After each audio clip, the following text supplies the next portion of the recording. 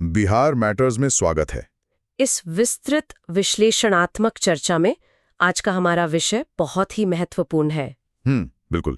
ये हमारी biology lecture series का लेक्चर 3A है और आज का मुख्य विषय है पादप ऊतक यानी प्लांट टिश्यूज। हाँ, ये एक ऐसा विषय है जिसे NCERT के बिल्कुल बुनियादी सिद्धांतों से लेकर UPSC स्तर की वैचारिक गहराई तक समझना आवश्यक है। देखिए, जो भी उम्मीदवार BPSC, SSC, railway, Bihar CGL, BSSC, SI या विशेष रूप से शिक्षक भर्ती परीक्षाओं की तैयारी कर रहे हैं, उनके लिए तो ये निर्णायक है। एकदम। उनके लिए इस विषय की स्पष्टता एक बहुत ही महत्वपूर्ण भूमिका निभाती है। तो इस चर्चा का उद्देश्य पूरी तरह से स्पष्ट कर देते हैं।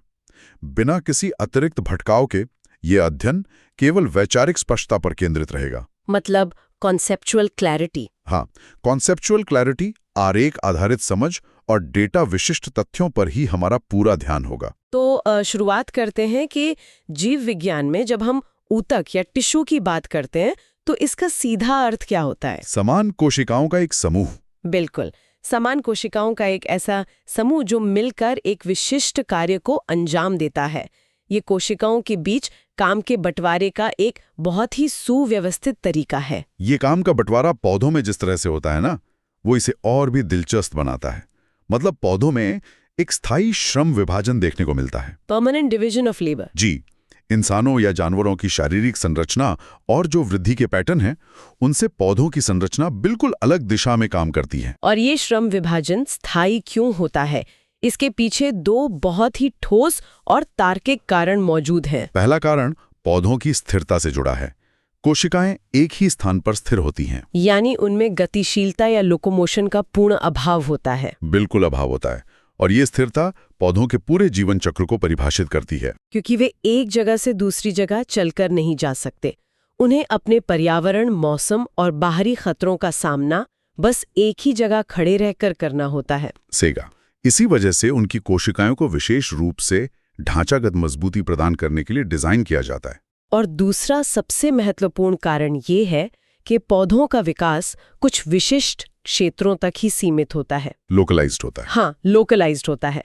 जानवरों में शरीर के हर हिस्से का विकास एक साथ और एक अनुपात में होता है, लेकिन पौधों में वृद्धि केवल कुछ खास बिंदुओं से ही होती है। और इसी लोकलाइज्ड वृद्धि के कारण कोशिकाओं को उनके काम के आधार पर मुख्य रूप से 2 बड़े वर्गों में बांटा गया है। पहला है मेरिस्टेमेटिक ऊतक, जिसे विबजियोतक भी कहा जाता है। और दूसरा है परमानेंट ऊतक यानी स्थायी ऊतक। तो पहले मेरिस्टेमेटिक ऊतक की बात करते हैं। ये पौधों के जीवन का वो हिस्सा है जो कभी आराम नहीं करते। सही कहा। ये वो सक्रिय रूप से विभाजित होने वाली कोशिकाएं हैं जो पौधों की निरंतर वृद्धि के लिए पूरी तरह से जिम्मेदार होती हैं। परीक्षाओं के दृष्टिकोण से अगर देखें तो इन मेरिस्टेमेटिक कोशिकाओं की सूक्ष्म विश्लेषताओं का तथ्यात्मक विश्लेषण बहुत जरूरी है। इनकी संरचना इनके काम को पूरी तरह से दर्शाती है।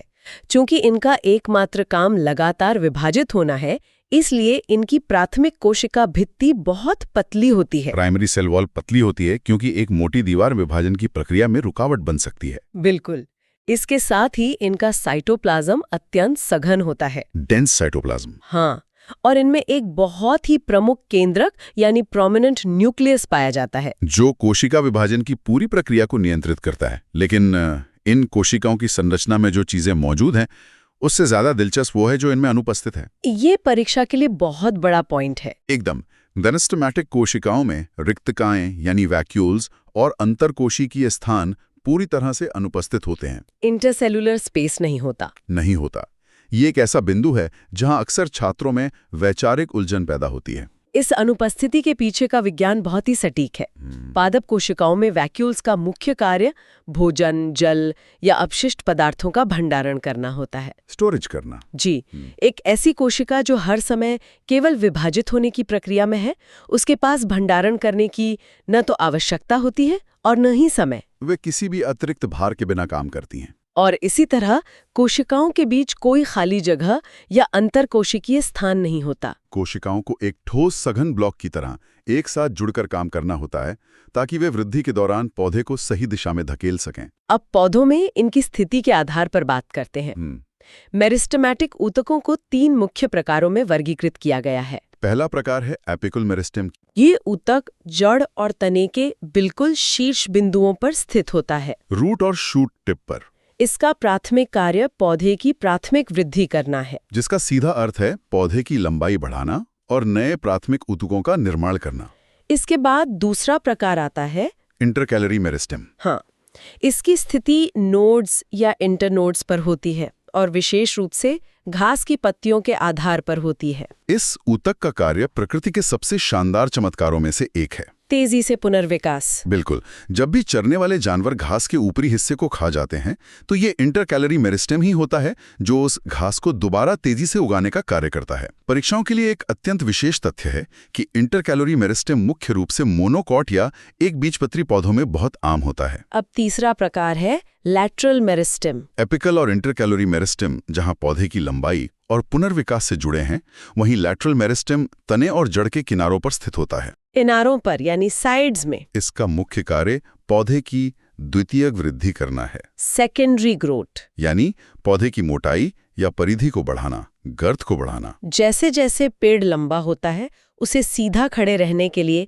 एक चौड़े और मजबूत तने की आवश्यकता होती है। वेस्कुलर कैम्बियम और कॉक कैम्बियम इसी लेटरल मेरिस्टेम के अंतर्गत आते हैं। देखिए, यहाँ से यूपीएससी और बीपीएससी जैसी उच्च स्तरीय परीक्षाओं के लिए कुछ बहुत ही विशेष अवधारणाएं निकल कर आती हैं। Advanced concepts. जी, अक्सर प्राइमरी और सेकेंडरी मेरिस्टेम के बीच का अंतर विश्लेषणात्मक प्रश्नों का हिस्सा बनता है। प्राइमरी मेरिस्टेम वो है जो सीधे तौर पर एपिकल मेरिस्टेम से बनता है और पौधे के शुरुआती जीवन में मौजूद रहता है। लेकिन सेकेंडरी मेरिस्टेम की उत्पत्ति का तरीका बिल्कुल अलग है। ये बाद के चरणों में स्थायी ऊतकों के रूपांतरण से बनता है, परमानेंट टिश्यूज के रूपांतरण से, और इसी रूपांतरण से जीव विज्ञान का एक बहुत ही महत्वपूर्ण और जटिल कॉन्सेप्ट सामने आता है, डिफरेंशिएशन और डी डिफरेंशिएशन। यह एक ऐसी प्रक्रिया है जो कोशिकाओं की अनुकूलन क्षमता को दर्शाती है। डी डिफरेंशिएशन को समझना वाकई बहुत रोचक है। सामान्य प्रक्रिया यह है कि मेरिस्टेमेटिक कोशिकाएं विभाजित होने के बाद एक विशिष्ट आकार और कार्य ग्रहण कर लेती हैं, जिसे हम डिफरेंशिएशन कहते हैं। बिल्कुल, इस अवस्था में वे विभाजन की क्षमता खोकर स्थायी बन जाती हैं। लेकिन जब किसी विशेष परिस्थिति में, जैसे कि पौधे को अपनी मोटाई बढ़ानी हो या किसी घाव को भरना हो, तो ये स्थायी कोशिकाएं फिर से विभाजित होने की क्षमता प्राप्त कर लेती हैं। इसी उल्टे सफर को ही डी डिफरेंशिएशन कहा जाता है। इसका सबसे स्पष्ट उदाहरण पैरेन्काइमा कोशिकाओं का कैम्बियम में बदलना है। यह कोशिका के जीवन चक्र में एक बहुत बड़ा बदलाव है और इसी के साथ हम पादप ऊतकों के दूसरे प्रमुख भाग की ओर बढ़ते हैं, स्थायी ऊतक, परमानेंट टिश्यू। जैसा कि स्पष्ट हो चुका है, मेरिस्टेमेटिक कोशिकाओं के विभेदन के बाद स्थायी ऊतकों का निर्माण होता है और ये विभाजन की अपनी क्षमता पूरी तरह खो चुके होते हैं।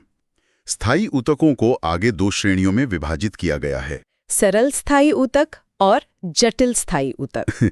सरल स्थायी ऊतक का विस्तृत विश्लेषण इस बात से शुरू होता है कि इन्हें सरल क्यों कहा जाता है। ये ऊतक संरचनात्मक रूप से एक ही प्रकार की कोशिकाओं से मिलकर बने होते हैं। सरल स्थायी ऊतकों के तीन मुख्य प्रकार हैं, पैरेन्काइमा, कोलिनकाइमा और स्क्लेरेन्काइमा। तो पहले पैरेन्काइमा से शुरुआत करते हैं। पैरेन्काइमा जीवित कोशिकाएं होती हैं, लिविंग सेल्स। मेरिस्टेमेटिक कोशिकाओं के विपरीत पैरेन्काइमा की कोशिकाओं की भित्ति पतली तो होती है, लेकिन इनमें एक बड़ी रिक्तता पाई जाती है, लार्ज वैक्यूल। हाँ, और कोशिकाओं के बीच स्पष्ट रूप से अंतरकोशिकीय स्थान मौजूद होते हैं। पैरेन्काइमा पौधों का सबसे प्रचुर मात्रा में पाया जाने वाला ऊतक है। इसे पौधों का बुनियादी पैकिंग मटेरियल भी कहा जा सकता है। इसका मुख्य कार्य भंडारण, प्रकाश संश्लेषण और घाव भरना है। परीक्षाओं में इसके दो विशेष प्रकार अक्सर पूछे जाते हैं। पहला है क्लोरेन्काइमा, जब पैरेन्काइमा कोशिकाओं में क्लोरोप्लास्ट भारी मात्रा में मौजूद होता है और वे प्रकाश संश्लेषण का कार्य करती हैं। और दूसरा है एरेन्काइमा। ये जलोद्भिद यानी पानी में उगने वाले पौधों में पाया जाता है, हाइड्रोफाइट्स में। इन कोशिकाओं के बीच बड़े वायु स्थान विकसित हो जाते हैं, एयर स्पेस, जो पौधे को पानी में तैरने के लिए उत्प्लावकता प्रदान करते हैं। बायोन्सी, कमल के पौधे का पानी पर तैरना एरेन्काइमा के कारण ही संभव हो पाता है। सरल ऊतकों में दूसरा प्रकार कोलिनकाइमा का है, पेरेन्काइमा की तरह कोलिनकाइमा भी जीवित कोशिकाओं से बना होता है। लेकिन इसकी संरचनात्मक विशेषता इसे अलग बनाती है कोलिनकाइमा कोशिकाओं के कोनों पर असमान मोटाई पाई जाती है। और ये विशेष मोटाई पेक्टिन और सेलुलोज के जमाव के कारण होती है। इस असमान मोटाई का सीधा असर इसके कार्य पर पड़ता है।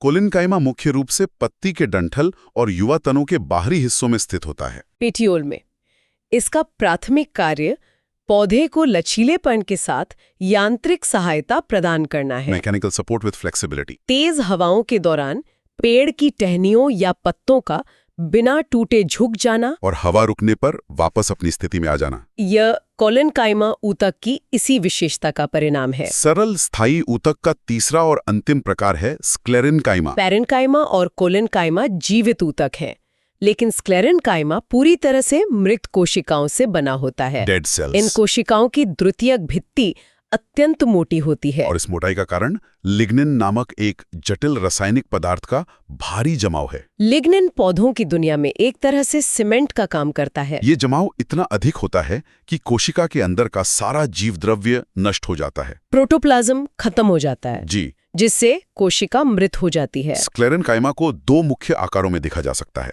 फाइबर्स, जो लंबी धागे जैसी संरचनाएं हैं, और स्क्लेरीड्स, जो छोटी और अत्यधिक कठोर कोशिकाएं होती हैं। नाशपाती खाते समय जो एक दानेदार या किरकिरा एहसास महसूस होता है ना, स्टोन सेल्स, वो इन्हीं स्क्लेरिड्स की उपस्थिति के कारण होता है। स्क्लेरेन्काइमा का एकमात्र कार्य पौधे को विशुद्ध रूप से यांत्रिक मजबूती प्रदान करना है। प्योर मैकेनिकल स्ट्रेंथ, जैसे कि बीज के कठोर आवरण या नारियल के बाहरी छिलके में हम देखते हैं।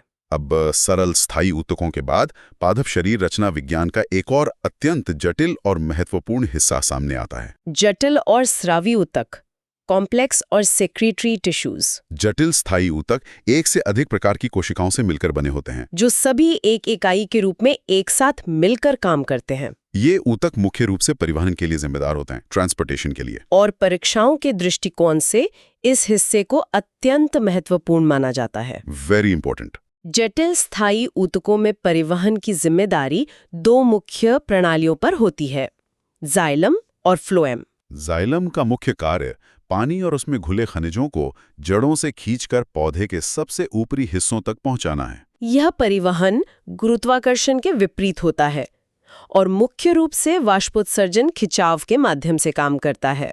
Transpiration pull. जाइलम की संरचना 4 अलग-अलग घटकों से मिलकर बनती है। ट्रैकीड्स, वेसल्स, जाइलम फाइबर्स और जाइलम पेरेन्काइमा।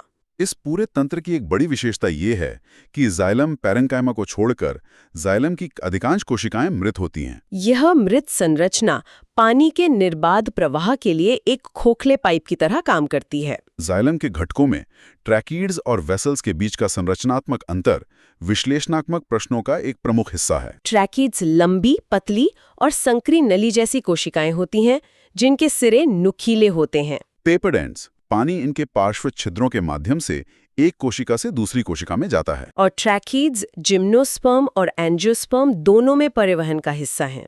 इसके विपरीत वेसल्स चौड़ी बेलनाकार ट्यूब जैसी संरचनाएं होती हैं, जिनके सिरों पर बड़े छिद्र होते हैं। Perforated ends. वेसल्स पानी के प्रवाह को अत्यधिक तेज बनाते हैं। और ये मुख्य रूप से एंजियोस्पर्म यानी फूल वाले पौधों की एक विशिष्ट पहचान है। जाइलम की गतिविधि से ही जुड़ा एक और अत्यंत महत्वपूर्ण विषय है वार्षिक वलय। Annual rings. वार्षिक वलयों का निर्माण सीधे तौर पर वैस्कुलर कैम्बियम की गतिविधि और मौसमी बदलावों से जुड़ा हुआ है। पर्यावरण के आधार पर वैस्कुलर कैम्बियम की सक्रियता बदलती रहती है। वसंत ऋतु में जब पौधे को अधिक पानी की आवश्यकता होती है, कैम्बियम अत्यधिक सक्रिय होता है और चौड़ी गुहाओं वाले जाइलम वेसल्स का निर्माण करता है, जिससे एक हल्का घेरा बनता है। वहीं सर्दियों में कैम्बियम की गतिविधि धीमी हो जाती है, जिससे संकरी गुहाओं वाले वेसल्स बनते हैं और एक गहरा घेरा बनता है। एक हल्का और एक गहरा घेरा मिलकर एक वार्षिक वलय बनाते हैं। पेड़ों के इन वार्षिक वलयों को गिनकर उनकी सटीक उम्र का पता लगाने और उस समय की जलवायु का अध्ययन करने वाले विज्ञान को डेंड्रोक्रोनोलॉजी कहा जाता है। ये बहुत बार पूछा गया। जी। अब जाइलम के बाद जटिल स्थायी ऊतकों का दूसरा हिस्सा फ्लोएम है। जाइलम जहां पानी का परिवहन करता है, वहीं फ्लोएम का मुख्य कार्य पत्तियों द्वारा तैयार किए गए भोजन को पौधे के विभिन्न हिस्सों तक पहुंचाना है, विशेष रूप से सुक्रोज के रूप में। जाइलम में पानी का प्रवाह केवल ऊपर की ओर होता है। यूनिडायरेक्शनल। लेकिन फ्लोएम में भोजन का परिवहन आवश्यकता के अनुसार दोनों दिशाओं में होता है। बाई डायरेक्शनल, ऊपर से नीचे और नीचे से ऊपर। जाइलम के विपरीत फ्लोएम की कार्यप्रणाली के लिए जीवित कोशिकाओं की आवश्यकता होती है। इसलिए फ्लोएम की अधिकांश कोशिकाएं जीवित होती हैं। फ्लोएम के भी 4 मुख्य घटक हैं। Sieve tubes, companion cells, phloem fibres और फ्लोएम पेरेन्काइमा। इनमें केवल फ्लोएम फाइबर्स ही मृत होते हैं। फ्लोएम की संरचना को लेकर यूपीएससी और अन्य राज्य स्तरीय परीक्षाओं में एक तथ्य बार-बार पूछा जाता है। जिम्नोस्पर्म पौधों में सीव ट्यूब्स और कंपेनियन सेल्स पूरी तरह से अनुपस्थित होते हैं। उनके स्थान पर जिम्नोस्पर्म में सीव सेल्स और एल्ब्यूमिनस कोशिकाएं पाई जाती हैं। ये एक बहुत ही विशिष्ट अपवाद है जो अक्सर बहुविकल्पीय प्रश्नों का आधार बनता है। जटिल ऊतकों के साथ साथ पौधों में स्रावी ऊतक भी पाए जाते हैं, सिक्रीटरी टिश्यूज। अक्सर अध्ययन के दौरान इस हिस्से को नजरअंदाज कर दिया जाता है, लेकिन ये पौधों की रक्षा प्रणाली और चयापचय का एक अहम हिस्सा है। मेटाबॉलिज्म का इनमें लैटिसिफर्स बहुत महत्वपूर्ण हैं, जो लेटेक्स का उत्पादन और स्राव करते हैं। रबर के पौधे से प्राप्त होने वाला प्राकृतिक रबर इसी लेटेक्स का एक रूप है। इसके अलावा रेजिन डक्ट्स होते हैं जो रेजिन का स्राव करते हैं। ये रेजिन अक्सर चीड़ जैसे पेड़ों में पाया जाता है और पौधे को कीड़ों या फंगस के संक्रमण से बचाने का काम करता है। इन सभी ऊतकों के विस्तृत विश्लेषण के बाद एक त्वरित तुलनात्मक अध्ययन वैचारिक स्पष्टता को और मजबूत करता है। अगर मेरिस्टेमेटिक और स्थायी ऊतकों की तुलना की जाए तो सबसे बड़ा अंतर विभाजन क्षमता का है। मेरिस्टेमेटिक ऊतक सक्रिय रूप से विभाजित होते हैं, जबकि स्थायी ऊतक ये क्षमता खो चुके होते हैं। मेरिस्टेमेटिक कोशिकाओं में रिक्तिकाएं और अंतरकोशिकीय स्थान अनुपस्थित होते हैं, जबकि स्थायी ऊतकों में ये स्पष्ट रूप से मौजूद होते हैं। इसी तरह जाइलम और फ्लोएम के बीच का अंतर भी बहुत स्पष्ट है।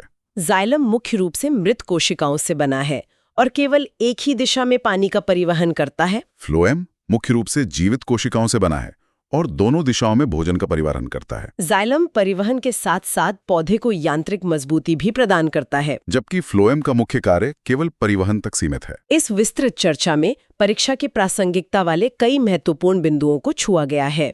डेंड्रोक्रोनोलॉजी के माध्यम से पेड़ों की उम्र का पता लगाना, जिम्नोस्पर्म में कंपेनियन सेल्स की अनुपस्थिति और डी डिफरेंशिएशन जैसी जटिल प्रक्रिया, ये सभी तथ्य आगामी बीपीएससी, एसएससी और टीचर परीक्षाओं के लिए अत्यंत प्रासंगिक हैं और अक्सर सीधे प्रश्नों के रूप में सामने आते हैं। इस विश्लेषण को एक बड़े परिप्रेक्ष्य में देखने पर एक बहुत ही दिलचस्प और विचारोत्तेजक प्रश्न सामने आता है। यह स्पष्ट है कि मौसमी बदलाव वार्षिक वलय के निर्माण को सीधे तौर पर प्रभावित करते हैं। वसंत और सर्दियों का स्पष्ट अंतर इन वलयों को जन्म देता है। ऐसे में यह एक महत्वपूर्ण विश्लेषणात्मक बिंदु बनता है कि वर्तमान में हो रहे जलवायु परिवर्तन और अनियमित मौसम चक्र का पेड़ों की आंतरिक संरचना पर क्या प्रभाव पड़ेगा। यदि मौसम के पैटर्न अप्रत्याशित हो जाएं, तो डेंड्रोक्रोनोलॉजी के निष्कर्षों में किस तरह की जटिलताएं उत्पन्न होंगी। मुख्य परीक्षाओं में पर्यावरण और वनस्पति विज्ञान को जोड़ने वाले ऐसे विश्लेषणात्मक विचार काफी महत्वपूर्ण साबित होते हैं। यह निश्चित रूप से वनस्पति विज्ञान और जलवायु विज्ञान के चौराहे पर खड़ा एक ऐसा सवाल है जो गहरे शोध और विचार की मांग करता है। छात्रों को सलाह है कि इस विश्लेषणात्मक चर्चा में शामिल सभी डेटा विशिष्ट और वैचारिक तथ्यों का नियमित रिवीजन करें। रिवीजन अवधारणाओं को लंबे समय तक बनाए रखने में मदद करता है। ये विस्तृत अध्ययन श्रृंखला अगले सेशन में जारी रहेगी, जहां कुछ और महत्वपूर्ण वैज्ञानिक विषयों का गहराई से विश्लेषण किया जाएगा।